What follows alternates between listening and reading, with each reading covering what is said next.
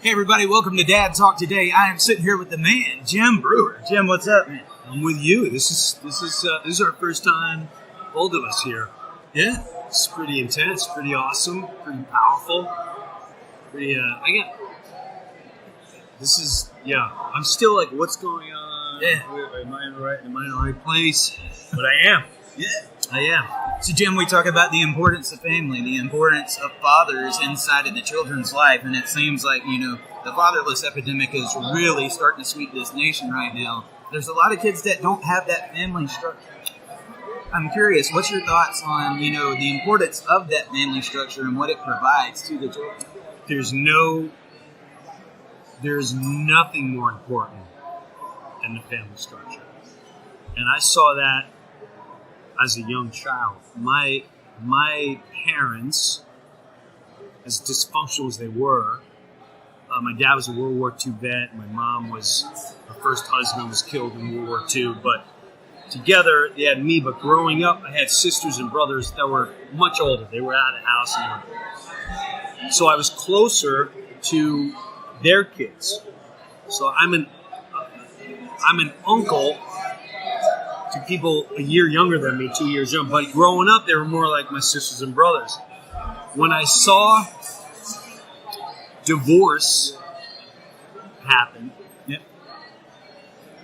I watched the spiral of what I called my sisters and brothers.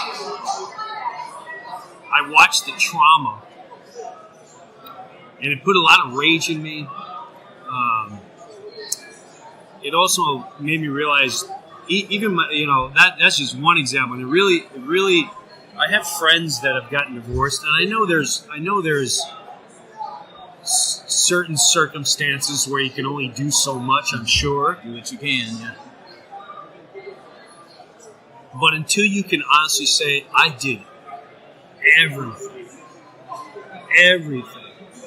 you can't underestimate in sickness and in health. Because in sickness and health is also the mind.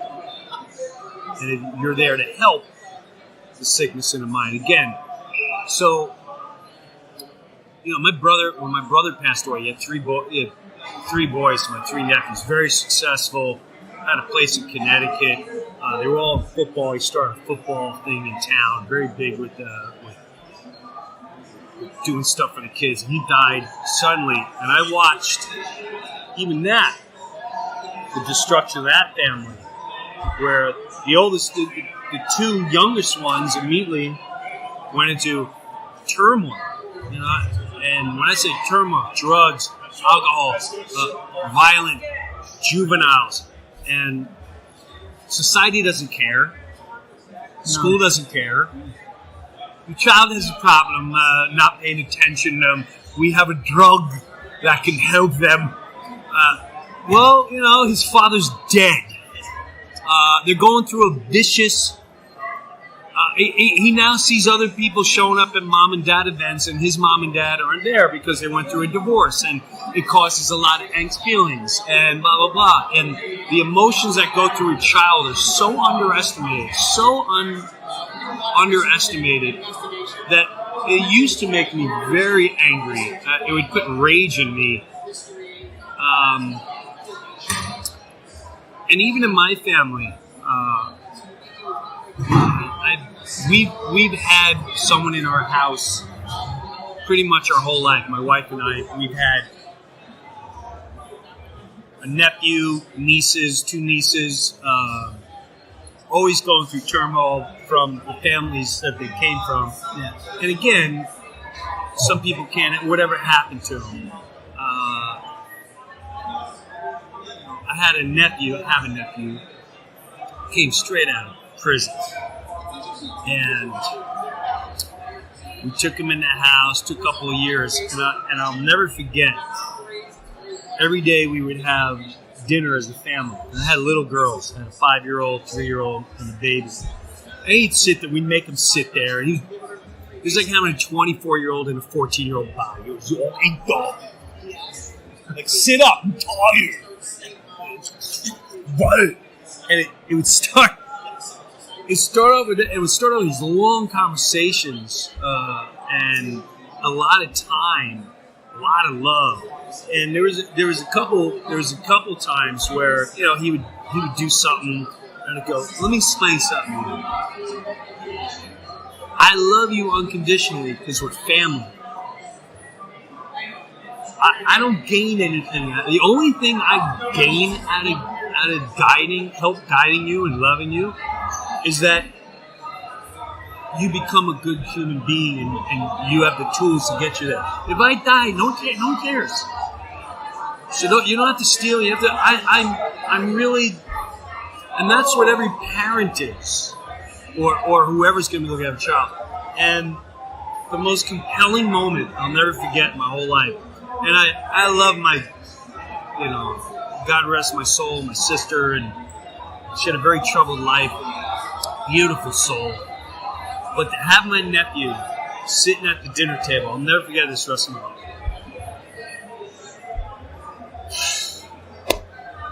We're having dinner, in the middle of it, he starts crying.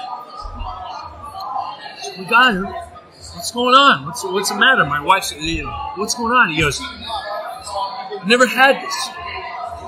So what are you talking about? He goes, I never had this. Boy, it was just this. And we got up. My daughter, oh, I love you, Uncle Stevie. And you could tell his life changed because he had family that gave him nothing but love and guidance. And he still, to this day, I'm not your father. But if you don't have family, you don't have morals, you don't have faith, life is going to crush you. I saw it over and over again. I saw it in Saturday Night Live. I saw it in my industry. It didn't matter if you made $10 million or you're the most popular comedian in the world. The demons come and you're dead. You're dead. What was that like for you, seeing your nephew go through that? The most beautiful thing in the world. And I realized this was more. I can't name you shows that I've sold out in. I can't name you the venues where I played in front of 18,000 people or 3,000 people. I can't name you the moments on Saturday Night Live where I was like, ah! But I can name you the moment he did that. I can name you the times we've been together, traveling together. I can name you the incredible talks and moments we had on every hike we had. I can name those moments. Those are moments in time that we gather in life. That when we're gone, and I say this all the time, I don't care if you're a CEO, you got the most money in the world, you're the most successful guy, you're a TV, you're a star, all the vanity, all the ego, all the money in the world, they're not going to be there when you're dead. They're not going to be there when you're dying. Your family and your loved ones will be. And you better pray to God they're the ones there, because they're going to be the ones that make it easy to go wherever we're going. I couldn't agree more. Right before I let you out of here, I know you got to get to talk to some other people. What's being a father mean to you, Jim? The greatest gift in life, and I tell you, I give a lot of credit, believe it or not, to Tracy Morgan. Tracy Morgan and I would share an office together at Saturday Night Live, and he'd always go, Jim, you should be a father. You'd be a great father. You're going to be the best daddy in the world. You're going to be, God wants you to be a father. You're going to be amazing. You're going to teach little kids, you're going to be amazing. And I never forgot that. And I lost touch with him. And he was right. And what I learned when I became a dad, everything in your life that leads up to that moment seems like nothingness. Nothingness. It seems like I wasted so much time and energy because this is the most beautiful, exhausting. It is. It's hard. Nobody's saying it's easy. Mentally challenged. Yes. But majestic, beautiful, powerful, rewarding thing until they're teenagers in the entire lifetime. It really is. It's beautiful. And I wouldn't trade in for the world. I really wouldn't. Absolutely. Brother, I appreciate it so much. Tell us Thank what's you. coming up next with you. I have a comedy special out now called Somebody Had to Say It. It's on my Patreon page, Jim Breuer on Patreon, Jim Breuer Had to Say It. Don't feel like you have to do monthly. You can join 1 month.